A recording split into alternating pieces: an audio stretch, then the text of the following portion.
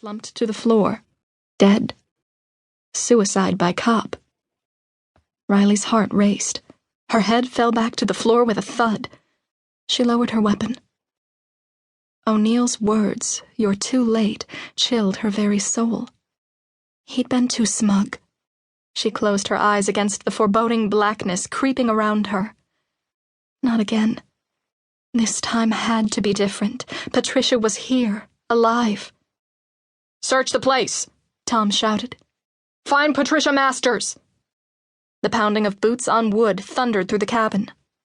Riley sat up. She had to help, but the moment she moved her arm, she bit back a yelp. She glanced down at her shirt. Blood seeped through the blue cotton. "Medic!" her boss yelled, crouching beside her. The red blotch swirled. Riley blinked in an attempt to focus. A paramedic knelt down, cutting her sleeve. "It's nothing." "Just shut up and let them do their job, Riley," Tom said. "We'll find her." "Search behind the cabin," Riley hissed as the paramedic worked on her arm. "He wants them close." She didn't mention the spots swirling in front of her eyes. A few minutes later, a slow thud of footsteps joined them. Riley looked up. "You found her?" "You were right in your profile, ma'am," the cop said. "There's a row of graves behind the cabin, each marked by a rose bush." "Patricia?" Riley swallowed deep. She couldn't bear the pity on the man's face. "We were too late. I'm sorry. She's dead." Riley froze. No, not again. She squeezed her eyes shut against the truth. She hadn't been able to help Patricia. Just like Riley hadn't been able to help her own sister. The world tilted and swayed. "Riley," Tom gripped her uninjured arm. "Stay with me." Her wound burned.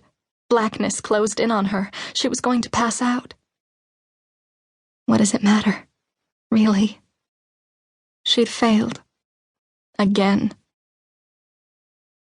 An unfamiliar clock's booming chimes roused Cheyenne through the fog in her head. 8, maybe 9 times? She lifted her head from a hard pillow and squinted through the pitch-black room.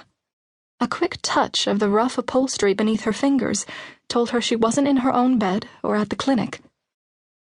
But where? Her head pounded and she gently palpated her temple. Memories sliced through her pain-filled mind. Someone had hit her. They'd hurt Graham. A sweet smell had overwhelmed her. She'd passed out. Say goodbye. Cheyenne remembered the words, but being dead shouldn't hurt this much. So, if she wasn't dead, she was alive. For now. A slow, metallic creak pierced the darkness. Footsteps crossed the floor toward her, coming closer and closer. Her heart raced. Could her kidnapper hear the pounding against her chest? The whoosh of her pulse throbbed in her head. She closed her eyes and held her breath, biting back the groan of agony. Every survival instinct urged her not to move, not to reveal she'd regained consciousness. A small click echoed from across the room. They'd turned on the light. She froze. The footfalls stopped.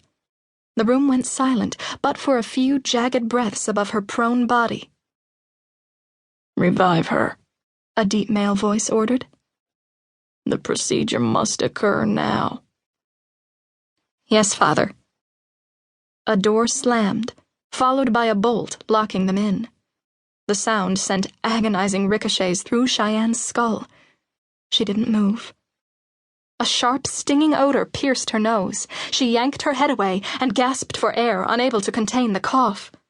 Another sharp whiff, and she snapped open her eyes. Her vision blurred from the tears. "Stop," she said, her voice cracking. "Please." She pushed herself to a sitting position and swiped at her eyes, unable to focus. She heaved in a breath. The flow of air seized her throat. She clutched at her neck and erupted into a fit of coughing. A hand thrust a cup of water in front of her face. "Drink,"